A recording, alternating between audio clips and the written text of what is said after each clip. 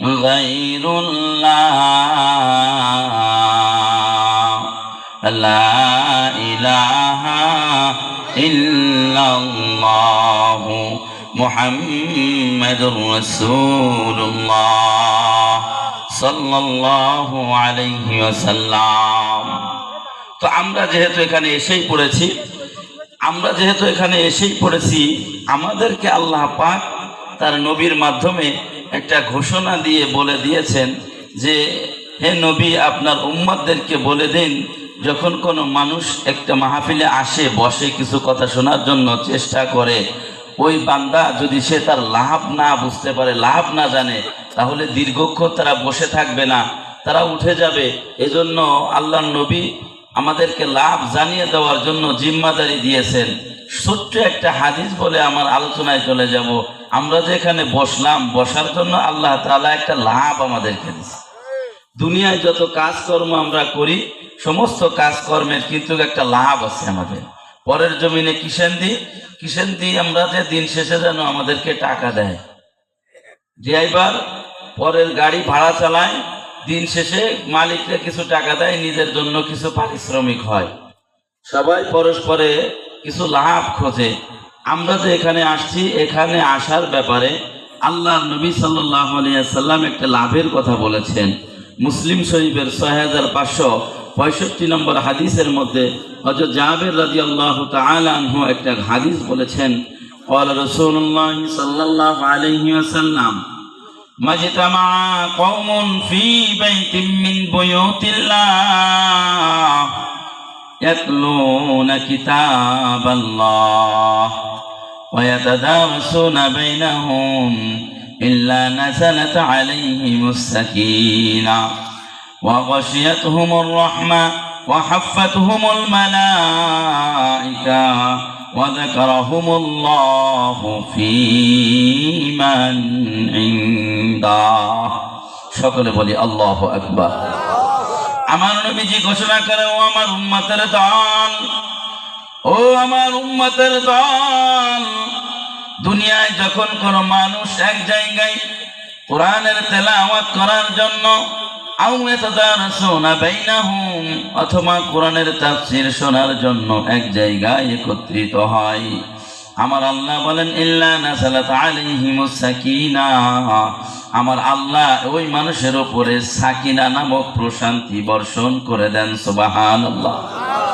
ইল্লা নাযালাত আলাইহিমুস সাকিনাহ ওয়া গাশিয়াতহুমুর রাহমা ওয়া হাফফাতহুমুল মালায়েকা ওয়া যাকারাহুমুল্লাহু ফী মান ইনদাহ। আমার আল্লাহর নবী পয়গম্বর ঘোষণা করেন, ওই বান্দাদের উপরে আমার আল্লাহর পক্ষ থেকে রহমত দ্বারা তাদেরকে বেষ্টনী করে নাই। শুধু তাই নয়, ওয়া যাকারাহুমুল্লাহু ফী মান ইনদাহ, আল্লাহ তাআলা ফেরেশতাদেরকে বলে, ও ফেরেশতা, তোমরা না বলেছিলে আয় আল্লাহ এই জমিনে সিজদা করার জন্য, জমিনে ইবাদত করার জন্য, জমিনে বন্দেগী করার জন্য আমরা লক্ষ লক্ষ ফেরেশতা আছি, তোমার ইবাদত বন্দেগী করব। নবীজি বলেন, যখন মেরাজে গেলাম, মেরাজে যাওয়ার পর সিদরাতুল মুনতাহার পাশে দেখি একজন বৃদ্ধ লোক হেলান দিয়ে বসে আছে। তার সামনে দিয়ে হাজার হাজার কে যেন আল্লাহ তাআলার তাসবিহ পড়তেছে আর তাওয়াফ করতেছে। আমি জিবরিলকে জিজ্ঞাসা করলাম, ও জিবরিল, ওই বৃদ্ধ ব্যক্তিটাকে যাকে দেখলাম সিদরাতুল মুনতাহার গাছের সাথে হেলান দিয়ে বসে আছে, বলে ওই ব্যক্তি হলো আপনার আদি পিতা হযরতে আদম, আপনার আদি পিতা জাতির পিতা হযরতে ইব্রাহিম আলাইহিস সালাতু ওয়াস সালাম।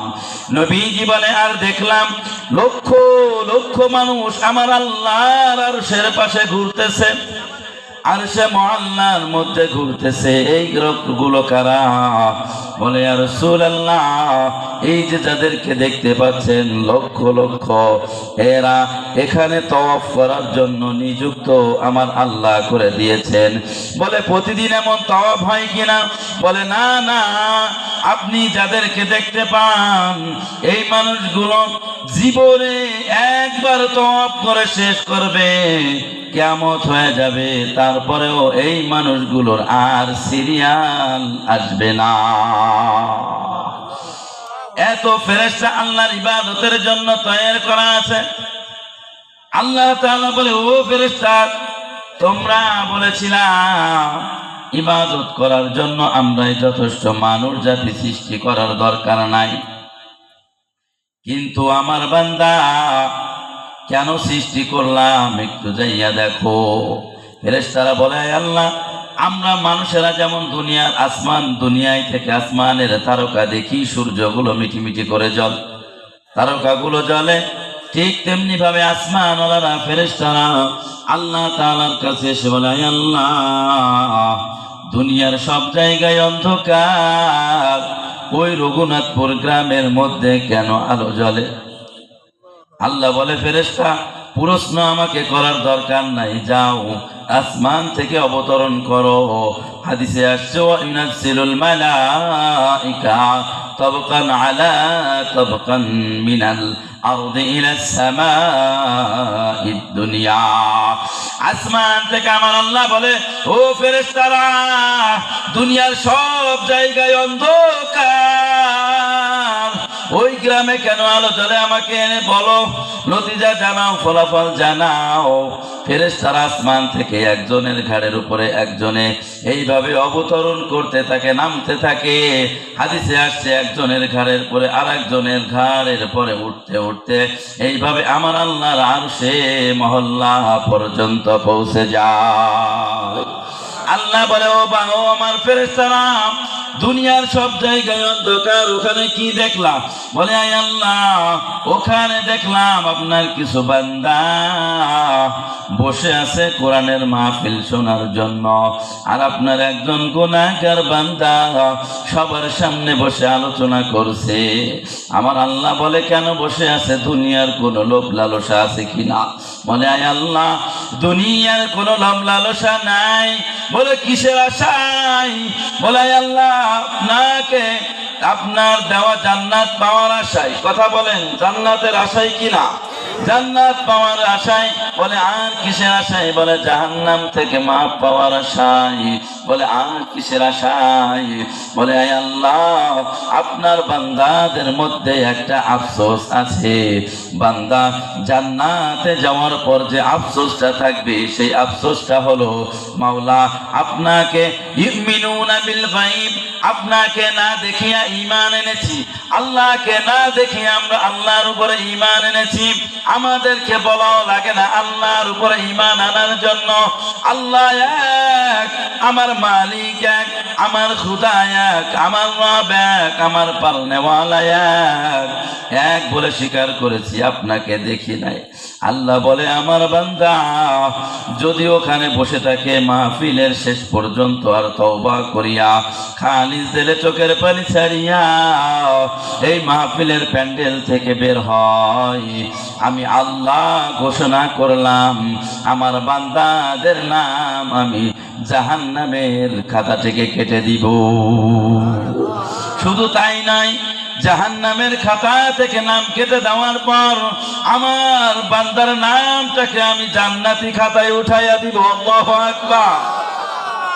শুধু তাই নয়, আমার আল্লাহ বলেন, এই মানুষগুলো যারা বসে আছে তাদেরকে একটু ঘোষণা দিয়ে দাও, ও ফেরেশতারা, আমি আল্লাহ এই মানুষগুলোর নাম ফেরেশতাদের সামনে উচ্চারণ করে আলোচনা করে রেজিস্টার খাতায় আমি লিখে রাখলাম। এই বান্দাগুলোকে কাল কিয়ামতের ময়দানে জান্নাতি বানানোর পর আমি আল্লাহকে না দেখিয়া আমি আল্লাহর পরে ঈমান এনেছে।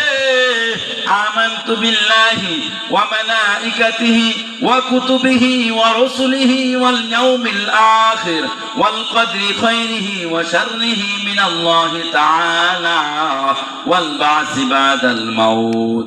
বান্দা তুমি যদি ঈমানদার দাবি করতে চাও, 1 নম্বরে আল্লাহর পরে ঈমান আনতে হবে। আল্লাহর পরে ঈমান অর্থাৎ আমার আল্লাহ এক, আল্লাহর কোনো শরীক নাই। 2 নম্বর হলো ওয়া কুতুবিহি, আমার আল্লাহ যত কিতাব নাজিল করেছেন, কিতাব কুরআন সহ সব কিতাবের উপরে ঈমান আনতে হবে। 3 নম্বর হলো ঈমান আনতে হবে কার উপরে? ওয়া মালাইকাতিহি, আমার আল্লাহ যত ফেরেশতা সৃষ্টি করেছেন তার উপরে ঈমান আনতে হবে। ওয়া রাসূলিহি, এবং তার নবী ও রাসূলের পরে ঈমান আনতে হবে। ওয়াল কদরি খায়রিহি ওয়া শাররিহি মিনাল্লাহি তাআলা, আমাদের কপালে যদি কষ্ট থাকে, বিপদ আপদ থাকে, বালা মুসিবত থাকে, রোগ শোক থাকে, টেনশন পেরেশানি থাকে, সেটাও আমার রবের পক্ষ থেকে আসে। আমার কপালে যদি শান্তি থাকে, সেটাও আমার রবের পক্ষ থেকে আসে। এই কথার উপরে যার পরিপূর্ণ ঈমান থাকবে, এবং ওয়াল বাসি বাদাল মাউত, মরার পরে আমার আল্লাহ আবারও আমাদেরকে উঠাবেন, উঠায়া আমাদের জন্য আবারও হিসাব নিকাশ করবেন। এই বেসিক জিনিসগুলোর উপরে যে বান্দা ঈমান আনবে, ঈমান আনার পর আমার বান্দা যখন জান্নাতে প্রবেশ করবে, জান্নাতে ঢোকার পর সবাই মিলে আবদার করবে, আয় আল্লাহ, না দেখিয়া তো সব মেনে নিলাম, কিন্তু একটা আবদার তোমার কাছে এখনো বাকি, তোমাকে একটু দেখে আমাদের মনটাকে একটু শীতল করতে চাই। চাই কি চাই না? আল্লাহ বলবেন, ও বান্দা, ওমা তাশতাহি আনফুসুকুম, তোমাদের অন্তরে যা চাবে, জান্নাতে যাওয়ার পরে মানুষের অন্তরে যা চাইবে তাই হবে। আল্লাহু আকবার। দুনিয়ায় আপনি যা চান তা পান না, কিন্তু আমার আল্লাহ আখিরাতে জান্নাতে যাওয়ার পর বান্দা যা চাইবে তাই আমার আল্লাহ তার জন্য নির্ধারণ করে রাখবে। দুনিয়াতে আমরা মদ খাই না, হারাম। আল্লাহ বলবে, ও বান্দা, দুনিয়ায় মদ খাও নাই, এখন যদি তুমি জান্নাতি মদ খেতে চাও, তোমার জন্য মদের ব্যবস্থা আছে। ও বান্দা, তুমি জান্নাতে আসার পর তোমার যত চাহিদা আছে সব চাহিদা আমি আল্লাহ পূরণ করব। বলো কি আশা? বলে আল্লাহ, সব আশার থেকে বড় আশা তোমার দিদার। আল্লাহ বলবে, বান্দা, নিশ্চয় তোমার আশাটা পূরণ করার জন্য আমি তৈরি হয়ে গেছি। আমার আল্লাহ বলবে, যা জান্নাতি মানুষের সামনে খাবার দে, মাছের কলিজা ভুনা আর রুটি জান্নাতি মানুষের সামনে খাবার হিসাবে দিবে। জান্নাতি মানুষের সামনে খাবার হিসেবে দেওয়ার পর ওই জান্নাতি মানুষ রুটি আর মাছের কলিজা ভুনা একসাথে ধরবে, ধরে মাত্র মুখের মধ্যে দিবে। এমন সময় আমার আল্লাহ ঘোষণা করবে, ইয়া আবদি ইরফা রাসাকা ইলাস সামা, ওই আমার বান্দা আসমানের দিকে তাকা, আমি আল্লাহ দেখ তোদের আশা পূরণ করার জন্য প্রস্তুত হয়ে গেছি। দেখ দেখ বান্দা, আসমানের দিকে তাকা। হাদিসের মধ্যে আসছে, মান রাআল আবদা ইলা সামাই দুনিয়া, যখন ওই আসমানের দিকে তাকাইবে, ওয়াজহা রাব্বিকা যুল জালালি ওয়াল ইকরাম, আমার রবের চেহারা দেখিয়া বান্দার গালের ভিতর যে রুটি আছে, এই রুটি কামড় মারতে পারবে না। আমার আল্লাহর দিকে তাকাইয়া থাকবে, তাকাইয়া থাকবে। 1-2 মিনিট নয়, 1 সেকেন্ড 2 সেকেন্ড নয়, 1-2 ঘন্টা নয়, 1-2 সপ্তাহ, 1-2 মাস নয়, বছর নয়। আমার নবীজি বলেন, ও নবীর উম্মতের দল, 70,000 বছর জান্নাতি মানুষ গালের মধ্যে রুটি নিয়ে আমার আল্লাহর দিকে তাকাইয়া থাকবে, চোখে একমাত্র পলক পড়বে না। দুনিয়া নস্তে বাসাদ খাহেরা, ই দুনিয়া নস্তে বাসাদ মাহেরা, আখিরাতরা দরবুয়াদ গর্ববুয়াদ, আখিরাতরা গর্ব খাহি মিআতুনার। চিৎকার করে বলো মুসলমান আল্লাহু আকবার। আবার বলি আল্লাহু আকবার। ও রঘুনাথপুর গ্রামবাসী ভাইরা আমার, বাবারা আমার, মানুষ যখন নাকি তাকাইয়া থাকবে আমার আল্লাহর দিকে, আমার আল্লাহ বলবে বান্দা দেখ দেখ, আমি আল্লাহর দিকে তাকাইয়া ফাহাল্লা হালালাহু ওয়া হারামা হারামাহু। ও বান্দা, তোমার সামনে ঘুষের টাকা আসছে, ঘুষ গ্রহণ করো নাই, সুদের টাকা তুমি লাগাও নাই, ধাইন করে টাকা তুমি লাগাও নাই। ও বান্দা, তোমার সামনে মহিলা আসছে, তোমার সাথে জিনা করার জন্য আহ্বান করছে, তুমি সাড়া দাও নাই। ও বান্দা, অন্যের মাল দেখেছো, তুমি চুরি করো নাই। ও বান্দা, তুমি তোমার সন্তানের হক নষ্ট করো নাই, তোমার ভাই বোনের হক তুমি নষ্ট করো নাই। ইচ্ছা করলে অনেক কিছু করতে পারতা, ইচ্ছা করলে তুমি অনেক বড় লোক হতে পারতা, সব কিছু ত্যাগ করেছো হালালকে হালাল মনে করিয়া, আর যত হারাম কাজ আছে সব হারাম কাজকে হারাম মনে করিয়া পরিত্যাগ তুমি করেছো।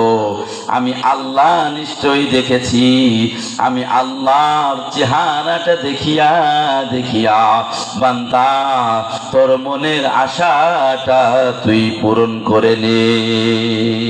সুবহান। ভাইরা আমার, তো এখানে বসতে পেরেছি আমরা। এই বসার ব্যাপারে আমার নবীজি বলেছেন, যদি কোনো বান্দা খালিস দিলে তওবা করে এই ময়দান থেকে যেতে পারে, আমার আল্লাহ বলেন, নবীজি হাদিসের মধ্যে বলেছেন, মাত্তাখাযানি মাহজুরা, কাল কিয়ামতের ময়দানে কোরআন কারোর জন্য আশাফিউল কোরআন ইয়াশফাউল আবদা, কাল কিয়ামতের ময়দানে কিছু মানুষের জন্য এই পবিত্র মহাগ্রন্থ আল কোরআন সাক্ষী দিবে, আর কিছু মানুষের জন্য এই মহাগ্রন্থ আল কোরআন তার বিপক্ষে সাক্ষী দিবে, তাকে জাহান্নামে নিয়ে যাওয়ার জন্য আহ্বান করবে।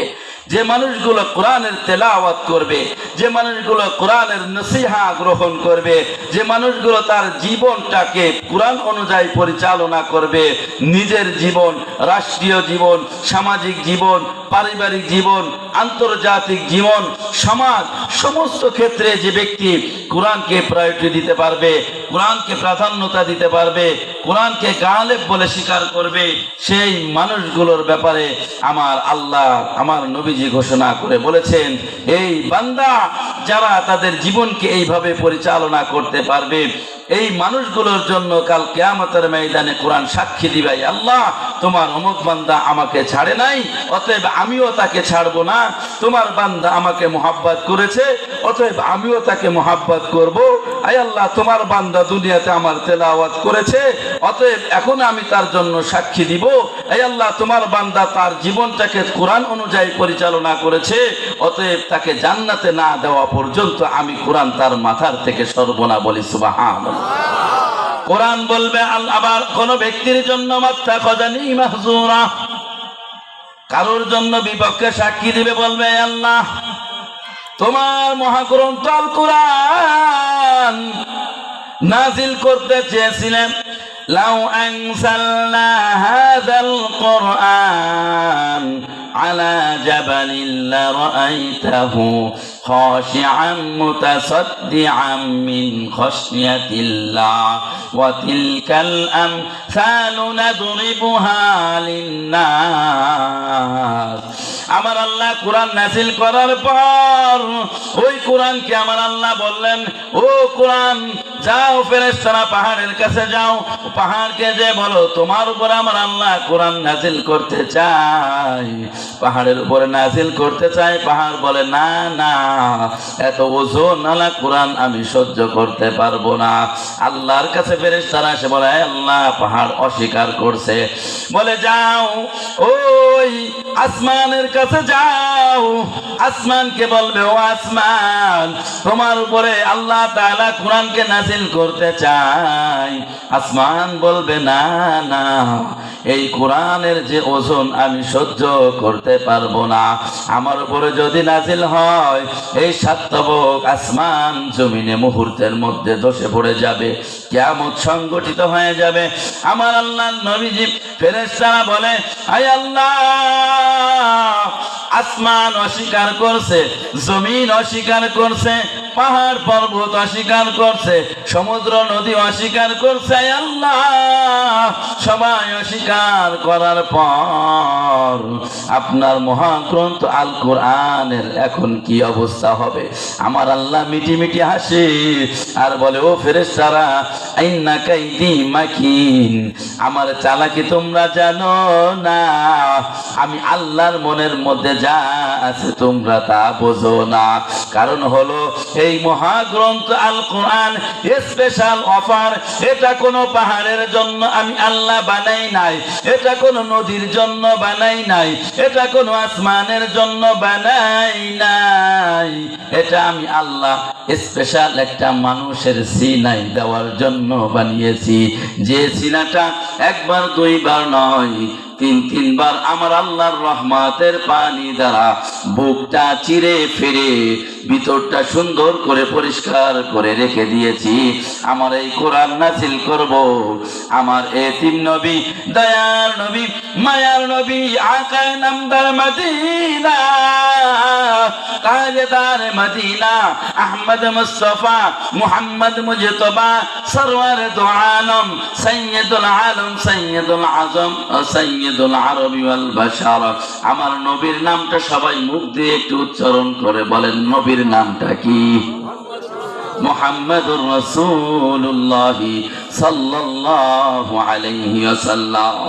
আমার আল্লাহ বলেন, আমার দোস্তের জন্য এই কোরআনটাকে আমি তার সিনার মধ্যে দিব।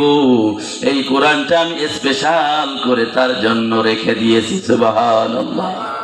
কোরআন বলবে, আয় আল্লাহ, এত স্পেশাল করে তোমার নবী মুহাম্মাদের জন্য তুমি সৃষ্টি করে রাখলাম। সৃষ্টি করে রাখার পর নবী মুহাম্মদও চলে গেছে, কোরআনের তেলাওয়াত দুনিয়া থেকে উঠে গেছে। গেছে কি গেছে না? কথা বলেন। না না না, অস্বীকার করলে হবে না। এখানে যত মানুষ আছেন বুকে হাত দিয়ে বলবেন, হাত উঠাইলে লজ্জিত হবেন, কয়জন মানুষ আছেন কোরআনের তেলাওয়াত করতে পারেন? আমার কাছে মনে হয় আলেম উলামারা থাকলে তারা ব্যতীত, আলেম উলামারা ব্যতীত বাকি যারা আছে, আমার মনে হয় যদি 100 লোক থাকে তার মধ্যে আমার মনে হয় 95 জন আছেন কোরআন শরীফ পড়তে পারেন না দেখে দেখে। হয়তো দুই একটা সূরা কালাম বলতে পারেন, কিন্তু দেখে দেখে কোরআন শিক্ষা মনে হয় পারেন না। তবে ধারণা ভালো, রঘুনাথপুরের মানুষ সবাই কোরআন শরীফ পড়তে পারে। ভালো ধারণা করলাম, কি বলেন? সবাই আপনারা পারেন, মাশাআল্লাহ।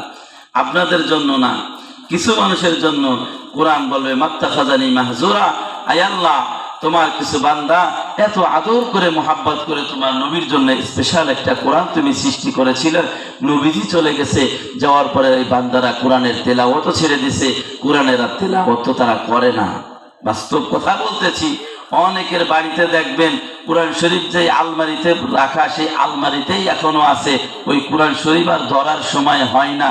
অনেকের বাড়িতে কোরআন শরীফের মধ্যে দেখবেন আঙ্গুল দিলে দেখবেন এক কর ময়লা ডুবে যাবে। আছে কি আছে না? অথচ খোঁজ নিয়ে দেখবেন বাড়ির টেলিভিশনটা ঠিকই প্রতিদিন নতুন কাপড় দিয়ে পরিষ্কার করে কি করে না। এখন আর টেলিভিশনের দরকার নাই, ঘরের মধ্যে জাহান্নাম ঢুকে গেছে, মোবাইল ঢুকে গেছে। মহিলারা কোনো কায়দা রান্না বান্না করে ঘরে ঢুকে পড়ে, মোবাইল নিয়ে ব্যস্ত, বাচ্চা কাচ্চাগুলো মোবাইল নিয়ে ব্যস্ত। আগে গ্রামের মানুষ ওয়াইফাই বুঝতো না, গ্রামের মানুষ যারা ওয়াইফাই বুঝবো কি করে? সারাদিন বিলে মাঠে কাজ করে কুলাই পারে না, ওয়াইফাই লাগানোর সময় আছে নাই। এখনো গ্রাম ঘাটে দেখলে প্রতি বাড়িতে বাড়িতে ওয়াইফাই আছে কি আছে না? কথা বলেন। ওয়াইফাই আছে। বর্তমান মা বোনেদের আর এটা দরকার নাই কোনো কায়দায়। বিশেষ করে যে সমস্ত মহিলাদের স্বামী বিদেশ, তাদের জন্য তো ফুল পাওয়ার, তারা খুব ফুল পাওয়ারে আছে। বিদেশের থেকে টাকা পায়, বাজার ঘাট করে আর এমনি এমনি উড়ায় এই সমস্ত মহিলা। এবং যারা প্রতিটা ঘরে ঘরে মোবাইল ঢুকে গেছে, ঢুকে যাওয়ার আগে কিছু দেখতাম ছোটকালে কিছু কিছু মারা ছিল, দাদিরা ছিল, ফজরের পরে ঘরের দুয়ারে বসে পাটি একটা নিয়ে খেজুরের পাটির উপরে বসে গুনগুন গুনগুন করে কোরআন শরীফ পড়তো। কিন্তু এখন আর ওটা দেখা যায় না। আপনি এখন ফজরের পরে লোকই পাবেন না বাড়িতে ঘুমানো। আপনি যাবেন ফজরের নামাজ পড়বেন, গ্রামে যদি 50টা বাড়ি থাকে, 50টা বাড়ির 1 থেকে 2টা বাড়ি এমন হবে যে ফজরের জন্য নামাজে উঠছে, আর বাকিগুলো নামাজে ওঠে নাই। কারণ কি? সারা রাত মোবাইল দেখছে। মোবাইল দেখে অত সকালে কি আর ঘুম থেকে উঠা যায়? তাই না? এরকম আমি মনে হয় কিছু অবাস্তব কথা বলতেছি নাকি? বাস্তব কথা আপনাদেরকে বলতেছি। তো বাড়িতে কোরআনের তেলাওয়াত নাই। আল্লাহর নবী সাল্লাল্লাহু আলাইহি ওয়াসাল্লাম বলেছেন, লা তাত্তাখিজুল বুয়ুতাল কুবুর, তোমরা তোমাদের বাড়িটাকে কবর বানায়ো না। কবর বানায়ো না মানে তার অর্থ হলো, কবরে যেমন কোনো নামাজ নাই, রোজা নাই, কোরআনের তেলাওয়াত নাই, কোনো ইবাদত বন্দেগী নাই, ঠিক তেমনি ভাবে বাড়িটাকে যদি কোনো বাড়ি কোরআন তেলাওয়াত না থাকে, কোনো বাড়িতে আল্লাহর জিকির না থাকে, কোনো বাড়িতে তাসবিহ তাহলিলের আমল না থাকে, ওই বাড়িটা কবরের মতো হয়ে যায়। এই জন্য আল্লাহ নবী বলেছেন যে তোমরা তোমাদের বাড়িটাকে কবর বানায়ো না। এখন বলেন তো, আপনারা যারা আসছেন, কয়জনের বাড়ি? সবার বাড়ি তো কবরই, কি ঠিক কি ঠিক না? কবরই হয়ে গেছে, দুনিয়ার কবর। এই কবরে তো মুগুরির ব্যবস্থা নাই, কিন্তু যে আখিরাতের যে কবর, ওই কবরে কিন্তু মুগুরির ব্যবস্থা আছে।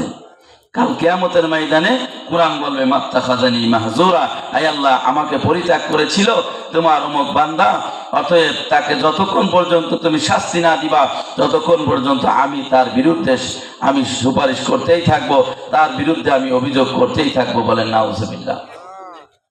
এটা যেহেতু যুবকদের মাহফিল, যুব সমাজের উদ্যোগে যেহেতু আয়োজিত মাহফিল, আমার সময় 1 ঘন্টা কাছাই গেছে, কথা বলে শেষ করে দিব। যুবক ভাইদের উদ্দেশ্যে আমি কিছু কথা বলতে চাই। আমি আসার পরে দেখছি এখানে যুব সমাজের উদ্যোগে আয়োজিত, সেহেতু যুব সমাজের উদ্যোগে কিছু কথা বলতে চাই। আর বুড়ো যারা আছেন তাদের আর ওয়াজ শুনে লাভ কি? বুড়ো মানুষ তো আর জান্নাতে যাবে না। বুড়ো যারা আছেন দাড়ি টাড়ি পাইকে গেছে, খবরদার, আপনার বুড়ো মানুষ কিন্তু জান্নাতে যাবে না। অর্থাৎ এখানে বৈশেও লাভ নাই, উঠে যাবেন নাকি? তাইলে বুড়ো মানুষ জান্নাতে যাবে না তো ঠিকই আছে। আরে বুড়ো মানুষ জান্নাতে যায় কি করবে? 70টা হুর চালানোর মতো ইঞ্জিন লাগবে না? আমার আল্লাহ সেই ইঞ্জিন দিয়ে তৈরি করবে, যুবক বানাই দিবে। বুড়ো হয়ে যাবেন কেন? এই জন্য হতাশার কোনো কারণ নাই। বুড়ো চাচারাও বসবেন, যুবকরাও বসবেন। আপনাদের সামনে আমি পবিত্র কালামুল্লাহর একটা আয়াত তেলাওয়াত করেছি, আল্লাযীনা ইউমিনুনা বিল গায়ব। এই কথার উপরে আমার তাফসীর শেষ করে দিব ইনশাআল্লাহ। যারা গায়েবের প্রতি ঈমান এনেছে তাদেরকে আল্লাহ তাআলা এই সূরার মধ্যে প্রথম দিকে যারা মুমিন তাদেরকে 3টা সিফাত, তাদের 3টে গুণের কথা বর্ণনা করেছে। আল্লাযীনা ইউমিনুনা বিল গায়ব ওয়া ইয়াকিমুনাস সালাহ, আর একটা হলো ওয়ামিম্মা রাযাকনাহুম ইউনফিকুন। 3 নম্বর, যদি কেউ মুমিন দাবি করতে চায়, 1 নম্বর হলো ঈমান বিল গায়ব, গায়েবের প্রতি ঈমান আনতে হবে। 2 নম্বর হলো আদায়ে সালাত, নামাজ আদায় করতে হবে। 3 নম্বর হলো ওয়ামিম্মা রাযাকনাহুম ইউনফিকুন, আল্লাহ তাআলার রাস্তায় নিজের দেওয়া সম্পদ ব্যয় করতে হবে। এই 3টা গুণ যার মধ্যে থাকবে সেই ব্যক্তি মুমিন দাবি করতে পারবে। এই আয়াতের সাথে সামঞ্জস্য রেখে একটা হাদিস আপনাদের সামনে তেলাওয়াত করেছি, বুখারী শরীফের 660 নম্বর হাদিস। হযরত জাবের রাদিয়াল্লাহু, আবু হুরায়রা রাদিয়াল্লাহু তাআলা আনহু থেকে বর্ণিত। হযরত আবু হুরায়রা রাদিয়াল্লাহু তাআলা আনহু বলেন, কাল কিয়ামতের ময়দানে যখন সব কিছু স্থির হয়ে যাবে, সব কিছু যখন দাঁড়িয়ে যাবে, স্থবির হয়ে যাবে, মানুষ অপেক্ষা করবে আল্লাহ কোন সময় হিসাব নিকাশ শুরু করে। ঠিক তখন আল্লাহ তাআলা কিছু মানুষকে টেনে টেনে বেছে বেছে ওই হাসরের ময়দান থেকে একটা স্পেশাল জায়গায় নিয়ে যাবে। যে জায়গাটা স্পেশাল জায়গাটা, যেখানে আল্লাহ তাআলার পক্ষ থেকে, তার আরশ থেকে আল্লাহ তাআলা একটা মেঘের মতো একটা খণ্ড তাদের মাথার উপরে দিয়ে দিবে। তারা ওই মেঘের নিচেই ছায়া পেতে থাকবে। সুবহানাল্লাহ। আল্লাহর নবীর সাহাবী বলেন, ক্বালা রাসূলুল্লাহ সাল্লাল্লাহু আলাইহি ওয়াসাল্লাম, সাবআতুন ইযিল্লুহুমুল্লাহু ফি যিল্লিহি ইয়াওমা লা যিল্লা ইল্লা যিল্লু। 7 শ্রেণীর মানুষ এমন আছে যাদেরকে আল্লাহ তাআলা কাল কিয়ামতের ময়দানে আরশের নিচেই ছায়া দিবে। কয় শ্রেণী? কথা বলেন। 7 শ্রেণী। তার মধ্যে 1 নম্বর হলো ওয়ারাজুলুন কলবুহু মুআল্লাকুম বিল মাসাজিদ। 1 নম্বর হলো যে ব্যক্তির অন্তরটা মসজিদের সাথে লেগে থাকে, অর্থাৎ মসজিদে এক ওয়াক্ত নামাজ আদায় করছে, আর এক ওয়াক্ত নামাজ পড়ার জন্য যার অন্তরটা লেগে থাকে। 2 নম্বর হলো শাবুন নাশা ফি ইবাদাতিল্লাহ। 2 নম্বর হলো ওই যুবক যার যৌবনটা সে আল্লাহর ইবাদতে কাটিয়েছে। 3 নম্বর হলো ওয়ারাজুলান তাহাব্বা ফিল্লাহ ইজতামা আলাইহি ওয়া তাফাররাকা আলাইহি। 2 জন ব্যক্তি একজন আরেকজনকে ভালোবাসে, মহাব্বত করে কিসের জন্য? আল্লাহ তাআলাকে পাওয়ার জন্য, দুনিয়ার কোনো স্বার্থের জন্য নয়, আল্লাহকে রাজি খুশি করার জন্য। যে কাজটা করলে আমার আল্লাহ রাজি হয়, অমুক ভাই এই কাজটা করে, নামাজ পড়ে আমিও তার সাথে নামাজ পড়বো, মুহাব্বত রাখি। অমুকে চুরি করে, তার সাথে আমার চুরি করার মুহাব্বত রাখলে আবার হবে না। এই জন্য ওয়ারাজুলান তাহাব্বা ফিল্লাহ ইজতামা আলাইহি ওয়া তাফাররাকা আলাইহি। যখন কোনো মানুষ একজন আরেকজনের সাথে ভালোবাসা করে কিসের জন্য? একমাত্র উদ্দেশ্য হলো আল্লাহ তাআলাকে রাজি খুশি করার জন্য। আর যদি তার সাথে সম্পর্ক সেট করতে হয়, তাহলে সম্পর্ক সেট করবে যে আল্লাহ তাআলা নাফরমানি করেছে, অতএব তার সাথে আমার কোনো সম্পর্ক চলবে না। এই হলো 3 নম্বর। 4 নম্বর হলো রাজুলুন দাআত ইমরাতুন যাত মানসাবিন ওয়া জামালিন। কোন যুবককে, কোন পুরুষকে, কোন সুন্দরী রমণী আহ্বান করেছে জিনা করার জন্য, তার সাথে একত্রিত হয় নাই। এমনকি যখন কোনো গুনাহ করার জন্য পরিবেশ হয়েছে, দুনিয়ার কেউ যা কিছু দেখতে পারেন না তা দেখেন কে? কথা বলে। দুনিয়ার যখন কেউ দেখতে পারে না, তা দেখেন আমার আল্লাহ। এমন পরিবেশ হয়েছে, ইচ্ছা করলে খারাপ কিছু করতে পারতো, কিন্তু আল্লাহ তাআলার ভয়ে কোনো কিছু করে নাই এই ব্যক্তির জন্য। আর এক ব্যক্তি হলো ওয়ারাজুলুন তাসাদ্দাকা বিসাদাকাতিন। ওই ব্যক্তি যে আল্লাহর রাস্তায় খরচ করে, কিসের জন্য? ফাআখফাহা, এমন গোপনে আল্লাহর রাস্তায় খরচ করে, হাত্তা লা তা'লামা শিমালুহু মা তুনফিকু ইয়ামিনুহু। ডান হাতে যা দান করছে, বাম হাতে তা পায় না। 7 নম্বর হলো ওয়ারাজুলুন যাকারাল্লাহু খালিয়ান ফাফাযাত আইনা। কিছু মানুষ এমন দেখবেন সমাজের মধ্যে 5 ওয়াক্ত নামাজ একসাথে আদায় করি, একসাথে পড়ি, কিন্তু কিছু মানুষ সব মসজিদে এমন থাকে, সবার আগে মসজিদে আসে, আবার সবার পরে মসজিদ থেকে বের হয়। আছে কি আছে না? আবার কিছু মানুষ এমনও পাবেন সবার আগে মসজিদে না, সবার পরে মসজিদে আসে আর সবার আগে বের হয়। এই ব্যক্তিকে বলা হয় মুনাফিক। কি বলা হয় বলেন? মুনাফিক বলা হয়। একজনে নিয়ত করছে যে শয়তান খাওয়াবে। কারে খাওয়াবে? শয়তান। এখন নিয়ত করছে যে চোর খাওয়াবো। আল্লাহ অমুক কাজটা যদি হয়ে যায় আমি 10 জন চোর খাওয়াবো। এখন 10 জন চোর তো খুঁজে পাই না। আচ্ছা বলেন তো, যদি কেউ রাত্রে চুরি করে, সে কি দিন ভরে এটা বলে বেড়ায় যে আমি একজন চোর? ও যদি চুরিও করে জীবনও তো স্বীকার করে না। এখন নিয়ত তো বেচারা করে বেড়াইছে বিপদে, তার উদ্দেশ্য হাসিল হয়ে গেছে, এখন করবে নাকি? চোর তো খুঁজে পাই না।